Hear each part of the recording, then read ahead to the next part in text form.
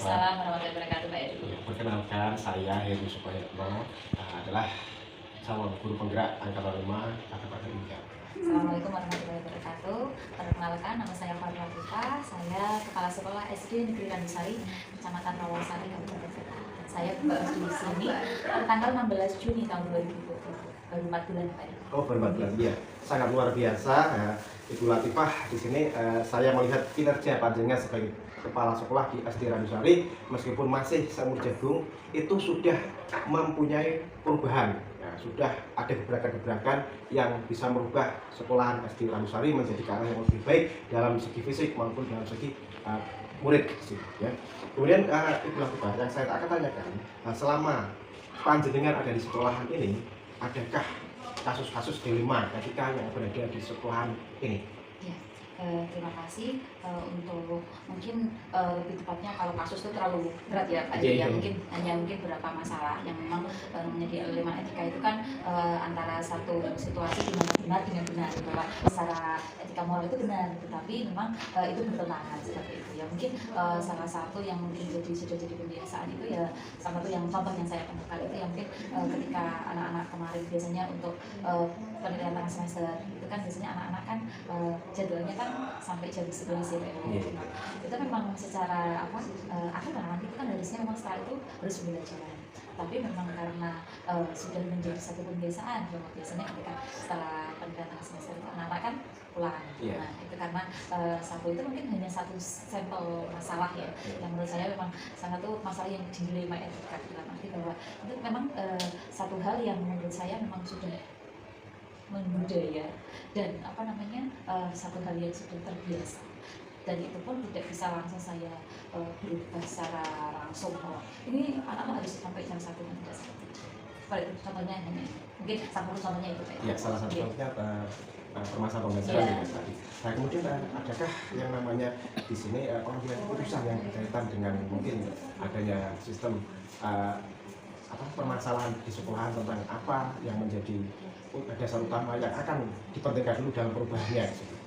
Terima kasih Pak Heru. Mungkin di 4 bulan yang sudah saya jalani ini, memang saya tidak bisa dipungkiri yang saya fokuskan itu di sarana dan prasarana, yaitu beberapa pembangunan secara fisik, karena menurut saya memang sebuah pembelajaran ataupun output anak seperti apapun itu tidak lepas dari sarana dan prasarana, walaupun itu bukan menjadi hal yang satu-satunya yang penting, tetapi itu menurut saya juga salah satu faktor pendukung yang sangat penting. Seperti yang sudah saya lakukan itu memang setelah saya sadar seperti itu, saya memang langsung action ke pembangunan fisik. Itu ada lihat ruang guru, karena saya juga kalau gurunya nyaman, kalau gurunya betah di sekolahan, otomatis kan daripada panjenengan informasi berkaitan dengan pembelajaran yang berpihak pada murid, kemudian merubah suatu sekolah yang biasa menjadi sangat luar biasa, itu dapat menginspirasi saya untuk saya bisa juga menerapkan seperti yang sudah Ibu Latifah lakukan. Oke, terima kasih ya dari saya. Wassalamualaikum warahmatullahi wabarakatuh. Terima kasih Ibu Latifah.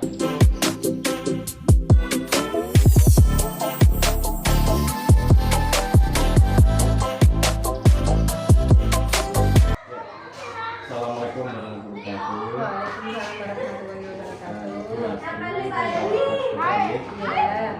Sini saya perkenalkan, saya Heru Sukoyatno, SD, yang mana saya adalah sebagai CDP Angkatan 5 Kabupaten Indah. Ini saya akan mewawancarai Ibu Lastri SPDMTB sebagai kepala sekolah yang membuat gebrakan di Kecamatan Randusari.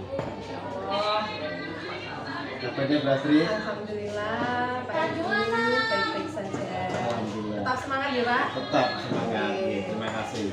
Di sini saya akan mewawancarai Bu Lastri untuk berkaitan dengan pengambilan keputusan yang sudah dilaksanakan di SD Panjenengan. Di sini berdasarkan pengambilan keputusan itu telah melalui tahapan 4 dan 3 prinsip serta 9 langkah pengujian.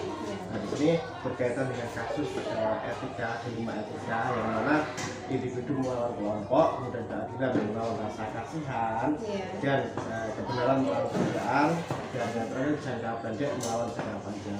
Nah, di sini permasalahan apa yang ada di SD1, SD Tanjung Anom. Permasalahan apa saja Bu Astri yang sudah panjenengan ambil keputusan yang ada di sini? Oke, terima kasih Pak Heru atas pertanyaannya. Saya akan menjawab semampunya saya. Untuk permasalahan yang ada di SD Tanjung Anom itu sebenarnya sangat kompleks Pak, sangat banyak sekali. Tapi kita tetap mengedepankan skala prioritas di SD ini mana yang paling mendesak dan paling penting untuk diselesaikan dan dicari solusinya. Kebetulan ada beberapa permasalahan di SD kita, yaitu yang pertama tentang akses jalan masuk, tentang pelebaran jalan karena jalannya sangat sempit dan tanah sebelah itu milik orang. Kemudian setiap musim penghujan atau tidak musim hujan pun, kalau hujan amin ya, luar biasa sangat SD Tanjung Anom memang sangat biasa dengan dipimpinnya oleh seorang Ibu Astri itu sangat merubah daripada pembangunan kemudian prestasi yang ada di SD Tanjung Anom. Terima kasih. Assalamualaikum warahmatullahi wabarakatuh. Waalaikumsalam warahmatullahi wabarakatuh.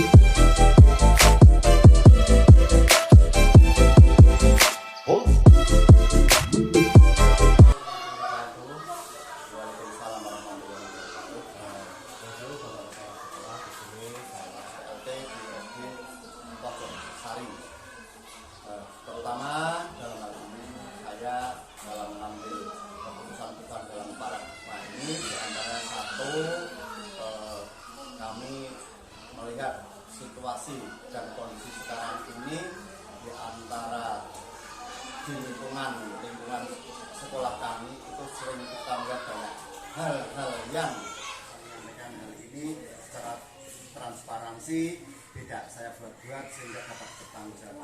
Terima kasih Bapak, sama-sama.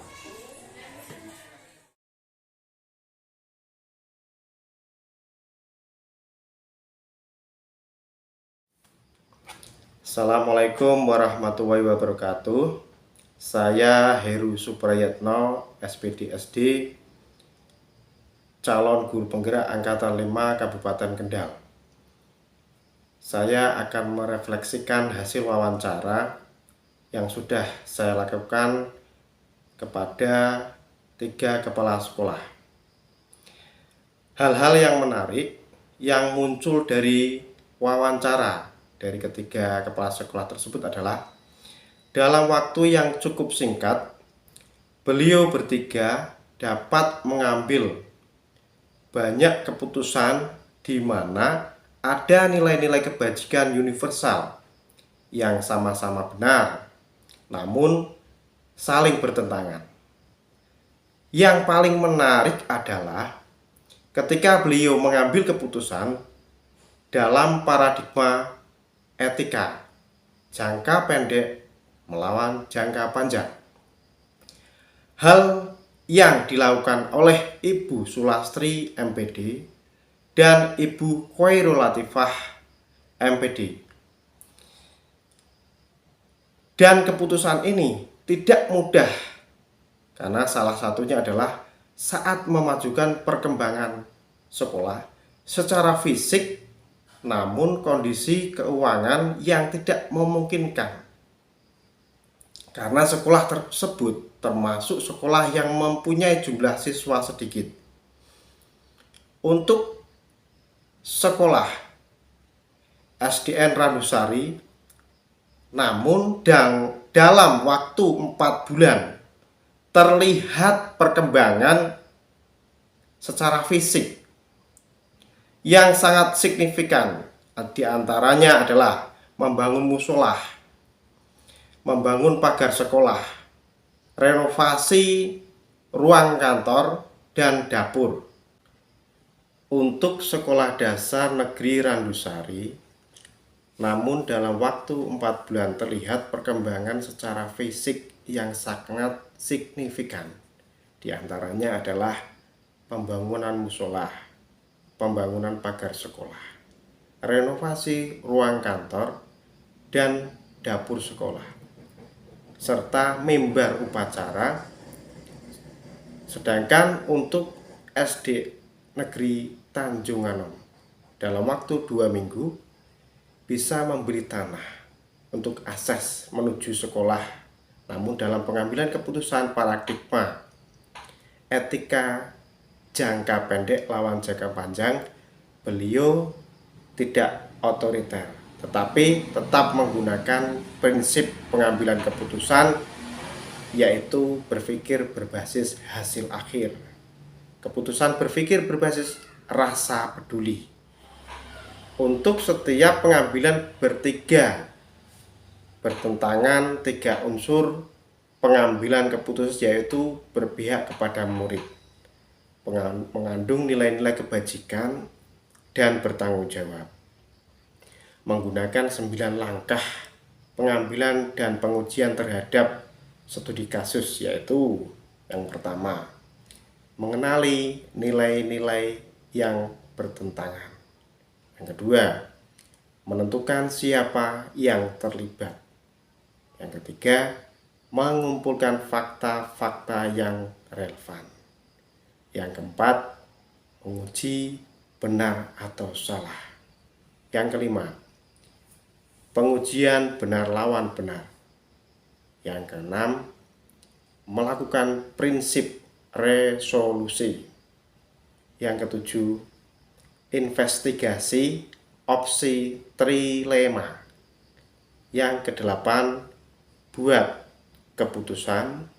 Yang kesembilan, melihat lagi dan merefleksikan keputusan tersebut. Hasil wawancara dari 2-3 pimpinan yang saya wawancarai ada persamaan untuk 2 orang, yaitu Bapak Kepala Sekolah SDN 1 Kebonsari, Bapak Rohadi, dan Ibu Kepala Sekolah Tanjung Anom, Bapak Sulastri. Ketika ada sebuah kasus, beliau harus membuat jadwal atau tata kala untuk menyelesaikan paradigma dilema etika yang dihadapi. Dan untuk pengambilan keputusan, beliau bertiga selalu melibatkan warga sekolah dan stakeholder sekolah dengan tetap berpijak pada 3 unsur, yaitu keputusan yang bertanggung jawab, berpihak kepada murid, dan mengandung nilai-nilai kebajikan. Namun, berbeda dengan Ibu Khairul Latifah, MPD, beliau tidak perlu membuat jadwal atau tata kala, karena beliau adalah salah satu orang yang ingin segera menyelesaikan masalah agar tidak berlarut-larut, sehingga masalah yang dihadapi tidak menambah masalah baru. Dari ketiga kepala sekolah tersebut, untuk pengambilan keputusan dalam paradigma dilema etika, yang paling menonjol menurut pendapat saya adalah Ibu Khairul Latifah, MPD. Karena dalam jangka 4 bulan beliau tidak hanya memajukan perkembangan sekolah secara fisik, namun dapat melaksanakan beberapa kegiatan yang menyenangkan siswa. Tidak hanya siswa SD, tetapi murid TK, PAUD, dan warga. Rencana ke depan para pemimpin tersebut dalam menjalani pengambilan keputusan mengandung unsur dilema etika, yaitu berpihak kepada murid, bertanggung jawab, dan mengandung nilai-nilai kebajikan dengan melibatkan stakeholder sekolah. Mereka bisa mengukur efektivitas pengambilan keputusan mereka ketika keputusan itu langsung dilaksanakan. saya akan menerapkan pengambilan keputusan dilema etika pada lingkungan saya, pada murid-murid saya, dan pada teman-teman sejawat dengan mengidentifikasi dilema etika dan menggunakan 3 prinsip pengambilan keputusan serta 9 langkah tahapan pengambilan dan pengujian keputusan. Saya akan menerapkan pengambilan keputusan ketika saya menghadapi dilema etika dan saya harus mengambil keputusan tersebut. Demikian hasil refleksi wawancara dari ketiga kepala sekolah yang sudah saya wawancarai. Terima kasih.